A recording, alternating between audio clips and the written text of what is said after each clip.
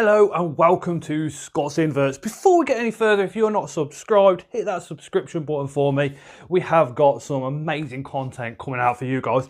Today's video, the Trinidad chevron tarantula. Its common name is because when you look at the abdomen, you can see the chevrons going down it. That's where the common name comes from. Now, with it being a Psalmopoeus, today's video we see an adult female, but if you've got slings at home, they are arboreal, yes, but as they are slings, they are more fossorial. So when you've got them in them sling pots, just fill it up 3/4 of the way with damp substrate, and your spiderling will actually burrow down.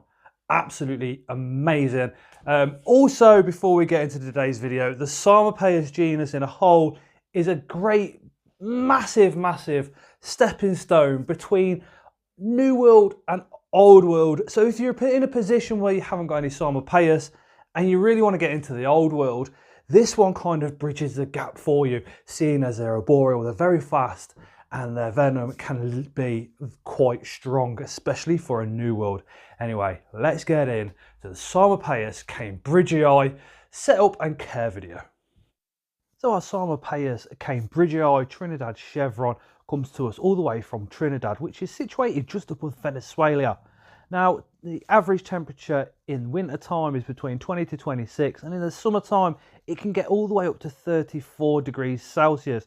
The humidity across the whole year is around 85%, but in the dry season it can get as low as 30 to 40%. Now, up on screen is my adult female, looking absolutely stunning. The growth rate on this species is fast. Females can go from sling to adult within 5 years, where males you're looking at around 2.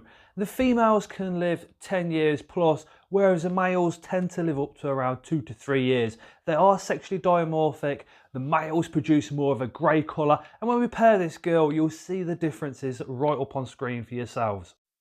Now, they are a fossorial and arboreal species. Although they're labelled arboreal all the time, we do also need to provide them with a fossorial area of an enclosure as well as. And yes, although they are a New World species, their temperament can be a very fast, very easily to startle spider. So be very prepared, have catch cups absolutely everywhere, because these can move like lightning. And if they bite you, they are more of a stronger venom for the New Worlds than what the rest of the kind of category is. So it's going to be quite painful. And they are going to be very defensive and quick to pose a threat pose to you also. And also the females can grow up to around 7 inches in leg span.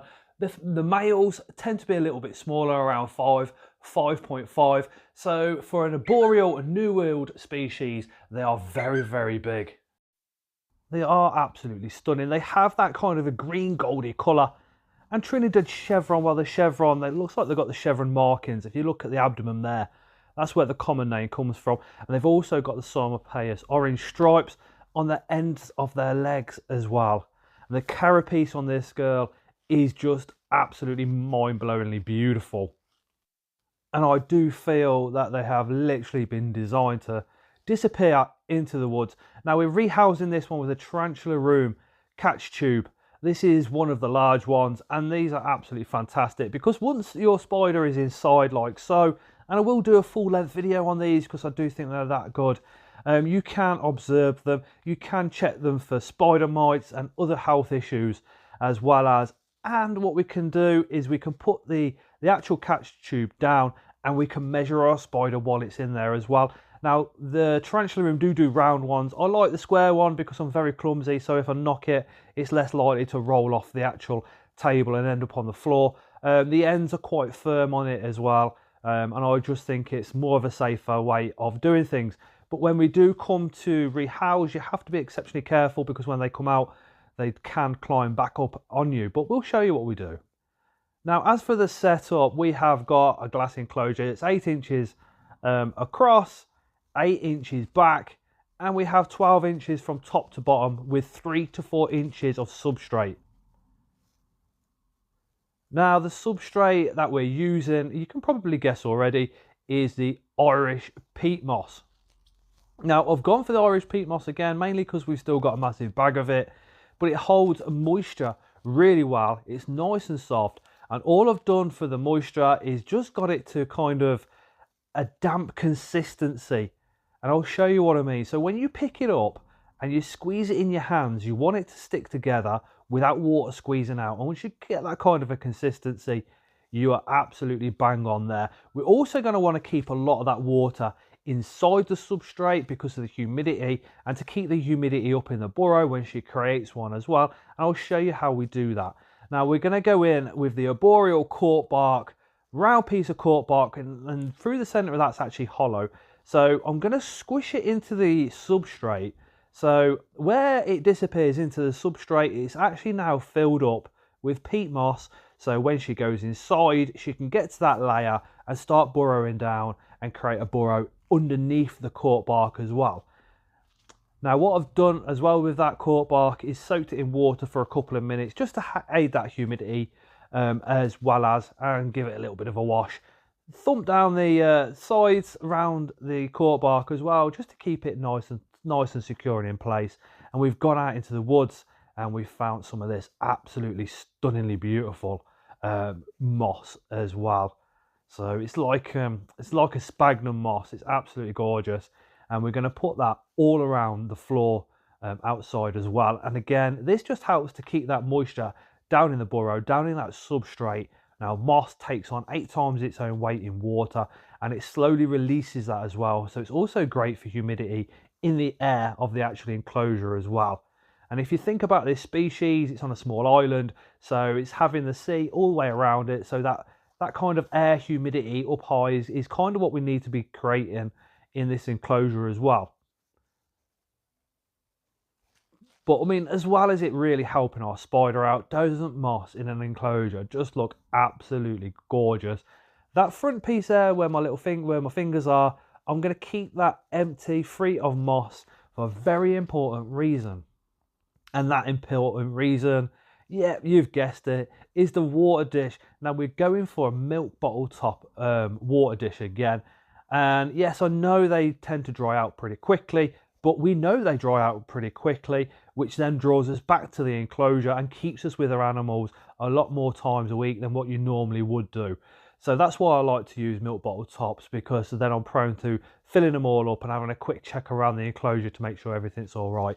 Now each week what we want to be doing is just spraying down that moss and overfilling that water dish by literally probably about 4 or 5 times what that water dish contains, overfill it by as well. And what that will do is keep the whole substrate nice and damp, as well as that moss. If you do see it drying out a little bit more, then just pour some water in and get that done. Now this is the finished product, and if I don't, oh my god, I mean, it just looks absolutely beautiful, and it's so easy to recreate and make these enclosures look great. Cork bark, moss, and a decent substrate, and it looks absolutely amazing. Now we're going in again with that tarantula room catch tube, aimed it down, and we do have to be very careful. I'll show you why. And I'm just tapping the back of her feet with that paintbrush to encourage her to come down. But can you see her feet are coming out? She looks like she's going to come back up and back at me. So what I need to do is just turn it around slightly so those front legs she can feel that cork bark with. So she thinks, oh, okay, it's home, we'll be all right. And I'm very, very lucky here because she just goes straight in and chills out. But what an absolutely stunningly beautiful spider we've got. Just look at her. I mean, the Psalmopoeus and does get a lot of the attention, but this girl, I feel, is just mind-blowingly beautiful and just readily available in the hobby. And just looking stunning. They are quite an aggressive feeder as well, so they will strike really, really well. But that is our Psalmopoeus cambridgei setup and care. Boom! Psalmopoeus cambridgei, absolutely nailed. And what an absolute stunningly beautiful spider she is as well. Those greens kind of contrasted in with that kind of a slight hint of gold, making this spider one of the most beautiful out there. Interestingly enough, it is also the largest Psalmopoeus species as well as. So that is also one of the larger New World species. Absolutely stunning. And again, something that's really important to remember with Psalmopoeus in general, not only will they climb up, but they will also dig down. And at the bottom of that cork bark, they tend to make like a burrow like kind of a bowl kind of a shape underneath that cork bark. And if you do end up being in a fortunate position where you have a male and a female and pairing these, the female, once she's paired and she's gravid, will go down into that bowl, and that's when they tend to have their egg sac. In fact, when we did our Psalmopoeus and Myrnia kind of the beginning of last year, that's exactly what she did. She went down there for several months, and in the end she emerged with a ton of slings. Anyway guys, thank you so much for watching. And again, if you're not subscribed, hit that subscription button, and as always, we shall see you again on the next one.